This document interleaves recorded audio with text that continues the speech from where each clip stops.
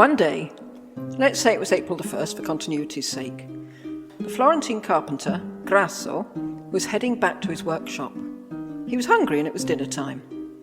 But when he tried to open the door, his own door, it was locked. He shook it and gave it a kick. "Whoever that is, go away," came a voice from within. Grasso was confused. There should be no one there at this time. And the really curious thing was that the voice sounded just like his own. "Who's in there?" he called out. "What business is it of yours?" came the voice. Grasso shook the door again. "Who's in there?" he repeated. "Who should it be?" said the voice. "It's Grasso." This was baffling. Grasso had to agree that it did sound like him. "Come on," he said, "stop messing about and let me in." "No way," said the voice. "I know who that is. It's Matteo, and you're not coming in." Now, Matteo was a notorious troublemaker, well known across Florence. No one would want to be mistaken for him.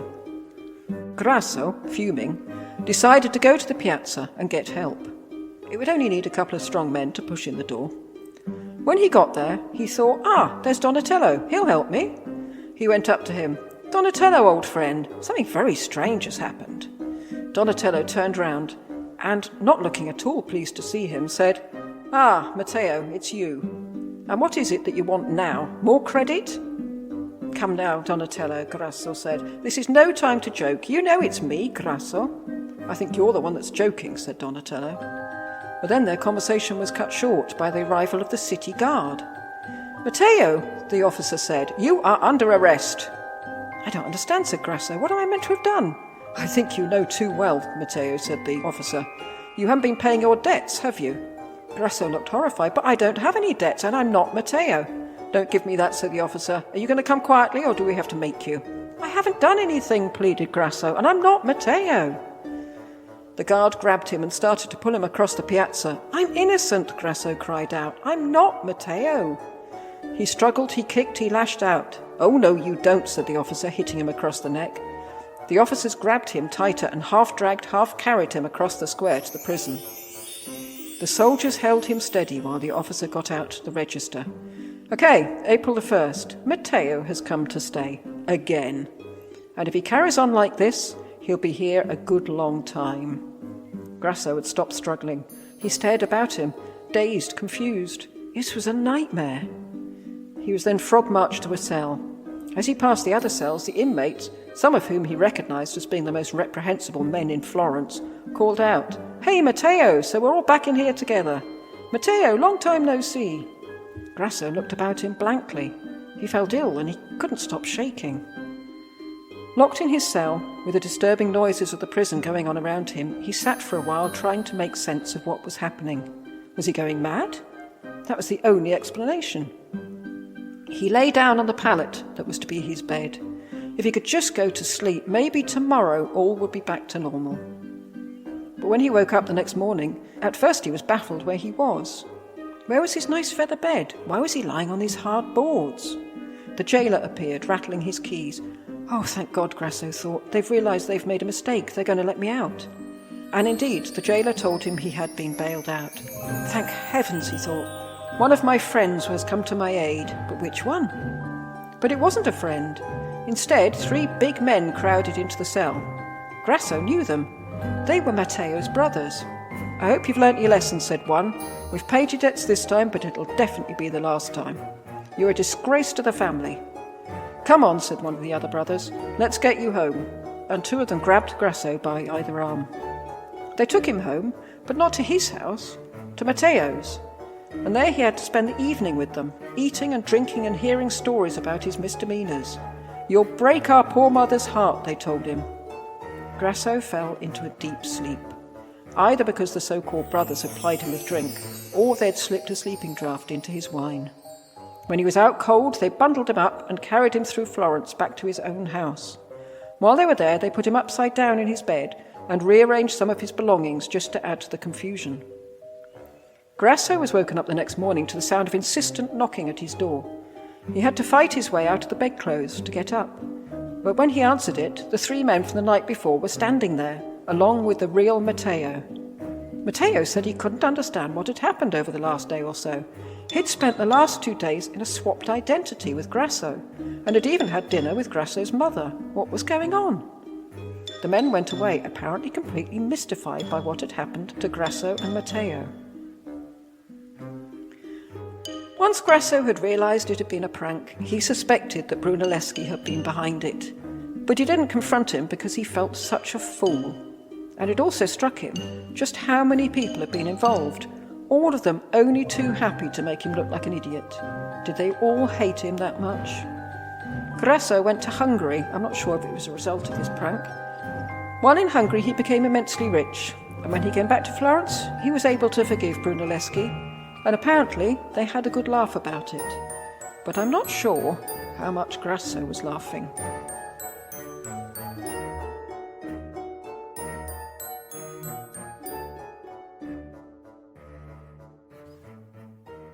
Hello, I'm Lucy.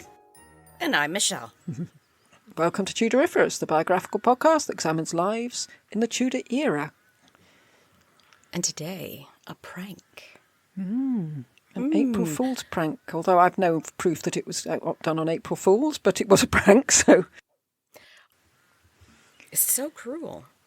So this actually happened. This person actually did that. He did this, yes, he did. And that many people got involved. Yeah. He was very famous. A bit of blurb on Brunelleschi. He was also known as Pippo. He was an architect, goldsmith and sculptor. And yes, I did manage to say goldsmith then and not goldfish. He lived a little out of our time period. He was the first person to be a complete project manager. So the medieval cathedrals presumably had several managers for different aspects of it, but he took on the whole thing. His first commission was the very beautiful Foundling Hospital in Florence. He had many, many others, culminating in the dome of Florence Cathedral, which still dominates the skyline of Florence. And he won a competition for this position, and it was a conundrum, because he had been told he couldn't use buttresses, and it would be impossible to make scaffolding tall enough to hold the dome up while the cement dried. But unfortunately, we don't have his plans anymore, so if he'd written any notes or anything, we haven't got them. But the dome is basically 2 domes, and the inner one holds the outer one up. Okay. He got around the need for buttresses by building tension rings around the base of the dome to stop it spreading. Okay. It's a very tall dome. I had a good look at it. I'd sort of remembered it as being sort of humpy, if you know what I mean, but it's taller than that. Okay. It has a lantern on top, which was also designed by Brunelleschi, although he didn't live to see the lantern built. Okay, a lantern as in somebody has to climb up there and light it? No, it's a little sort of building on the top with windows. And nobody goes in it? You can go up there. How do you get up there? I think you go between the 2 domes. Oh, on stairs or something. You're not scaling the outside of a slippery dome. Abseiling. I thought this was part of the April Fool's thing. Good luck. Yeah, no, I think you can. And you can stand up there and look across Florence. But obviously the thing you'd want to see in Florence as you look across the line would be the dome. Okay. He managed to do this, and, it's an amazing feat of engineering. He did the 2 domes so he could use the lower dome to build scaffolding to build the higher dome, but I'm not sure how he built the lower dome, because that's pretty high as in itself. Yeah. But I'm not sure. I'm not an engineer. It was just low enough to be able to do the scaffolding? I wonder why you couldn't do the scaffolding for something higher. It said you just couldn't get pieces of wood long enough and straight enough to build the scaffolding. I'm not sure. Maybe. Okay. But he worked it out. He's obviously a lot cleverer than I am. And me. They don't have Lego. I might have chosen Lego. Yes, that'd be an idea.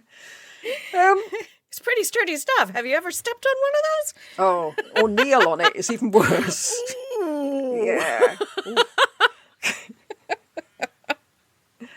So this was the sort of man that created this prank. I mean, he's an incredibly intelligent man, as we said, more intelligent than us. He's a great mathematician. an architectural visionary. Yeah, the prank makes me think he wasn't very nice. No. I think we would now differentiate between a prank that was funny and didn't harm anyone and one that was just plain cruel. Yeah, you put him in prison. Yes. Where diseases are often rife. Yes, he could have come out with something. You could have killed him. Yes. And also you've got that hideous thing of, the Kafkaesque idea that you've gone to prison, you don't know, you can't tell anybody, no one will listen to you, you don't know what you've done. Gosh, Yeah. that would be horrific. It wasn't a prank out of the blue. Apparently, Brunelleschi had organised a dinner party and invited Grasso, and Grasso just hadn't turned up. Oh, so we offended him, so we're going to do something that might kill him. Oh, this seems logical and sane and kind for missing a dinner party. Yeah, I hope Brunelleschi found out first whether there was a good reason for him not coming. If he just thought... His father died. Can't be bothered. Yeah. I don't care. He needs to pay. Yes. Yeah, it's cruel. It's nasty. It is. So we thought in this episode, we would have a look at whether the Tudors, whether we're just nicer than the Tudors were in general, because I don't think anyone would find this funny. And yet this is a very, very famous prank, mainly because of the people involved and also because of the sheer number of people. Yeah, to get to agree. And they agreed. They agreed to do this. And he must have gone to the prison and said to each of the Prisoners. people there. Yeah. Or he got the guard to let out all the original prisoners and put in some stooges that Brunelleschi had found. I don't know. He just paid them money. Here. That would be the fastest way to do it. Yeah, shove all the real prisoners into one cell and put all the rest actors or something or friends of Brunelleschi. Goodness. You have to have wealth and you have to be Fairly powerful to well wield known that enough. influence. Yeah. And people might just have thought, wow, it's Brunelleschi. Of course we'll do it. Oh. I mean, he's sucking in people like Donatello. Donatello as in the actual Donatello that what I'm The thinking actual of? one. Yeah. Oh my goodness. Donatello, I am disappointed in you. I am very disappointed in you. You just ruined one of the turtles for me. Do you know about the Teenage Mutant Ninja Turtles? Yes. Okay, yes. good. I didn't actually watch it, but I know of. It was one of the nicest ones. It's cruel enough as it is. I carried on calling him Grasso because I can't quite remember what his name was, but it was very, very similar to Mataneo or something. And I thought if I called him by his real name, it'd just get confusing. But he was apparently always known by everybody as Grasso, which just means fat. Oh, body shaming at its finest. We're already into cruelty. Unless he was super skinny. Don't go. Could be. Could be. Not sure. But I was thinking of the trick played on Malvolio in Twelfth Night. Everybody remembers the fact he had to wear yellow stockings and cross garters and go to his mistress, not sex mistress, I mean his boss, and smile at her all the time, and she'd fall in love with him. And in fact, that's the last thing she wanted. She was mourning for her brother. A little bit too much, actually. Everyone seemed to think, yeah, all right, enough. She took one look at him and thought, what are you doing? I'm in mourning and you're coming here smiling at me in yellow stockings and cross garters. Which is, you can sort of see, people might think, yeah, that's quite funny. You've got this bloke to dress up in silly costume. Yeah. Maybe that's quite funny. But the rest of it is they lock him in a stable and beat him up. Yes. That's not funny. No. So did they think it was funny? People who went to see Twelfth Night at the time, were they falling about laughing at this poor bloke who couldn't get out of the stable? He's covered in bruises.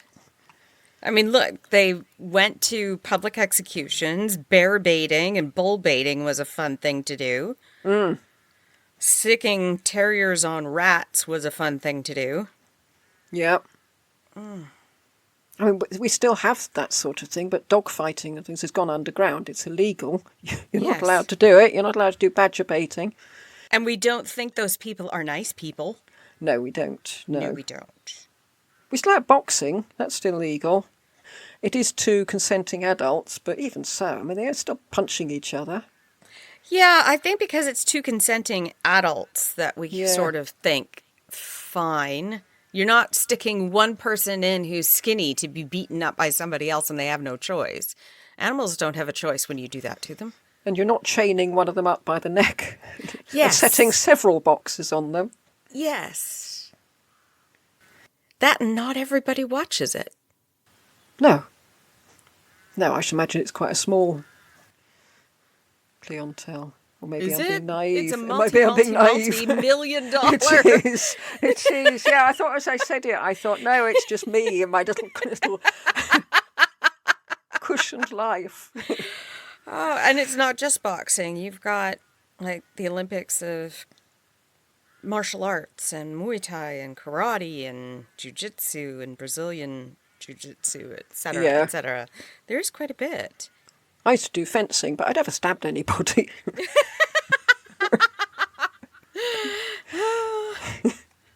No col de mort on the end of your épée? No. Very benign sport. But I think we forget just how incredibly violent the Middle Ages were, really. I mean, not just that, but just person-on-person violence. Apparently, it's medieval England was the equivalent of El Salvador today as far as murder rates went, and El Salvador has the most. Oh dear. It's not great for El Salvador or medieval England. No. Ooh. And also think the pleasure they got out of their dwarves and jesters. And their jesters weren't just like Shakespearean jesters who come out with these wonderful convoluted plays on words. They were usually people who had a mental disability. Yeah. Yes. Okay, Henry VII. It was the family portrait with him and his wife had their two fools in the portrait. That's horrific. It is. Effectively, it's like having your dogs with you in the picture, isn't it? It's your pet. Yes. Pet fools. Human. Yeah. And that doesn't go away for a while. Which king was it that had the feral boy in his court? It was one of the Georges, wasn't it? I can't remember. I know the one you mean. Someone who was found in a wood. Yeah. Yeah. Peter the Wild, 1725, King George I. Oh. Yep. But did he have him as a pet? Or I know they found him interesting because he'd never learnt to talk. Oh, I don't know about that. Whether you're looking at it more scientifically then. Well, then there were the indigenous zoos with people from different places being paraded about. And right up to Victorian times when you could go and see the freak show. Yes. We still do have freak shows, really. They're just online. That's what I was thinking. They're on the telly. Yeah. So you can sit and watch them without anybody knowing you're sitting and staring at people. Yes. It was very fashionable at one time to go to the Paris morgue and gawp at the dead bodies. What? Yeah. They had big windows, like a great big department store. And they put all the bodies up in a row. To start with, they were completely naked, but then they put a sort of cloth across them to, preserve their dignity a little bit. And they'd hang their clothes up behind so that anybody could go and see if they recognised the people and put a name to them from the body and the clothes. Oh, but it wasn't just people going to identify them. It was just people coming to take a look. Thousands did. It was a Sunday afternoon outing. Why? Why? Charles Dickens, who always complained about these things, public executions and this sort of thing, always said how shocking it was, always went and looked. He loved it there. Every time he went to Paris, he went to the morgue. Why? I don't know. I think we've got to the past is another place. They do things differently there. Yes, very much so. And I think this prank, well, I was going to say this prank shows it is in the past, but people do very cruel things online. Yes, they do. What is it called? Catfishing? What's that? You pretend to be somebody else online to get somebody else to fall in love with you. Oh, right. And then take advantage of them. Right. People are mean. They are. I think people are a bit more upfront about being mean maybe before. Well, it was harder to hide. Yeah, we chose this prank because it was a cruel one, and to show how much better we are now. But Whoops. we are. We aren't. We're just a bit more sneaky about it. This has backfired big time, hasn't it? Okay, so maybe we could say that we have evolved for a lot of things. Yeah. I'd like to think we are more tolerant in general. There are more people that are willing to be tolerant. Yeah. But intolerance still exists. Pranks still exists. Crime still exists. So, yes, on the whole, I'd say we've improved. I think more people are shocked by it than would have been at that time. I think the balance has changed from people accepting it and perhaps a very small minority being shocked to most people being shocked and a small minority thinking it's acceptable. Yes. Yeah. I agree But with that. I haven't done a study on it or anything. This hasn't been peer reviewed, this episode. No. And honestly, I don't really want to find out. I just want to go with my happy-go-lucky. Yeah, it's a rare aberration, okay? You take 1 million people, maybe there's 5. But do you think if public executions were brought back, I think people would go and watch? People would watch. You want to know how I know people would watch? There is a suicide that is on YouTube. Right. Yeah, a suicide of an American, was he like a councilman or mayor or something? And I came across it on YouTube when I was doing research on the psychology of suicide and whether or not more people would, so in Canada, we don't report suicides. Under the thought that if you report suicides, it becomes more acceptable, more people would see it as an option to do. Oh, right. So it's not that you don't report it because it's not a crime. Mm-hmm. We report it. It's a personal thing. Yeah, we don't report it because we don't want more people doing it. And my thought at the time was, yes, I can understand that. However, if you look at popular culture on the internet, it's out there and available. And there are very famous people who have committed suicide that they've been, yes, he committed suicide. And if anybody's going to tell you that it's okay for you to do, it's somebody influential. Mm. So I came across it there and I was just like, no way is this on here. And I'm not even going to looked at the comments and sure enough, yeah, the guy, it was originally done on live news, which is how it became a video. He did it on live news to make sure there were no questions. Mm. And somebody put it up on YouTube and it has millions of views. I was going to say, yes. How many views? Yes. So people do go and look. So if they went to public executions, yes, I think people would go watch it. I wouldn't, but I think everybody would say that, wasn't it? Yeah, people would. I wouldn't, definitely. But no, I'd be haunted by it. I know me. Yeah. And I couldn't do it. I get haunted by documentaries about wildlife when wildlife dies. Oh, there's an awful one where the elephant got separated from its troop or whatever. I can't remember what you call elephants. And it found the path. It found the path where they'd gone along. It obviously could smell them on the path and thought, oh, thank goodness, I found them, and set off in the wrong direction. That's haunted me for years. Yeah. We watched an African one when I was a kid, and that still haunts me for years because the hyenas decided to get rid of it. I don't remember what for. I just remember it happening. And they took it apart enough that it could not do anything to defend itself, and it slowly died. Oh. And I Yeah, I know me. If that has haunted me since I was a child, I could not see that happening. I don't watch those kinds of things. I No. didn't even like that dinosaur movie where at the very beginning, one of the baby dinosaurs breaks his leg and his mother walked away. My husband said it's an animated cartoon. It's not even alive. I'm like, I don't care. Like, there's a horrible movie. Turn it off. I didn't even get past that.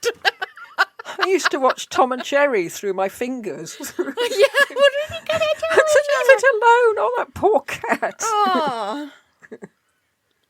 Yeah, I wouldn't watch it. Tom and Jerry was far too violent for me. Itchy and scratchy, I'm fine with that. Really? I didn't like The Simpsons because they never fed Santa's little helper, was always emaciated. Oh. So, no. I wouldn't watch it. I can guarantee that. I'm haunted by stupid things, animated cartoons. You can't unsee it once you've seen it. No, I probably would have been one of those people in the Tudor times where they would have been like, she's slightly touched, because I could not see that. I would be a blithering idiot being forced to watch somebody being executed. Yeah, I couldn't do it. Watching a burning, I mean, it takes so long. I know they die fairly quickly, but even so, I mean... They don't actually die fairly quickly. I mean, you die of suffocation. You could pay the executioner to put gunpowder around your neck because it did take so long. Yeah. It does seem, our two countries don't have executions, but America does, and they've felt that lethal injection was the kindest way, if you can call it the kindest way.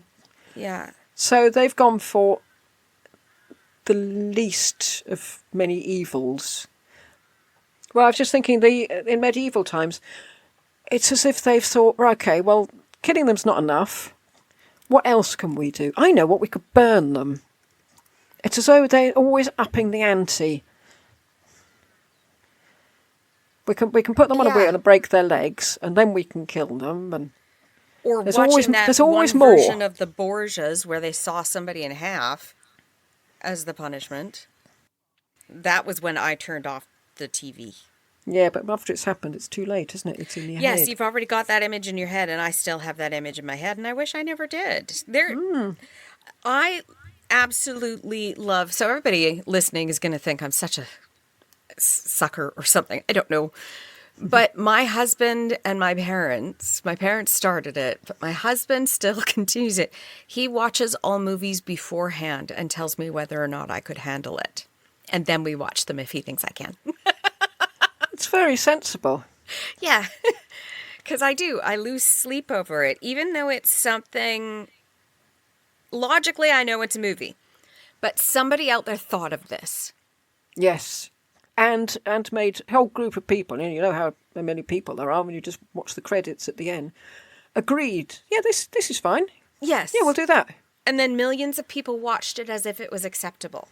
Yes. And I really, really mentally struggle with that. I have a really hard time with that. I will stay in my own little place. Thank you. I think we have started this episode with one state of mind and completely flipped it on its head. Sorry. April Fools! You thought you were getting one thing, you got another. Yeah, we've said so many times, oh, God, are there no nice people in Tudor times? And now you could look round and think, are there no nice people around now? I don't know. We've got people that do bring light to our darkness. But we do have people that go out of their way. Anyway, that was our April Fool's episode that was going to be all about how much better we are now than they were. And now we've convinced ourselves otherwise. On the whole, I think we're doing better. I think we are. Our laws are much more benign. Yes. Much more. Just look at how laws pertaining to homosexuality have changed so much over the last 20 years or so. It's unfathomable how much they've changed. It's completely flipped on its head. Yes. From being illegal in the 60s, it is now, you can get married, and nobody would have dreamt you could marry No. even 20 years ago. No. It's wonderful. Absolutely wonderful how we've turned around.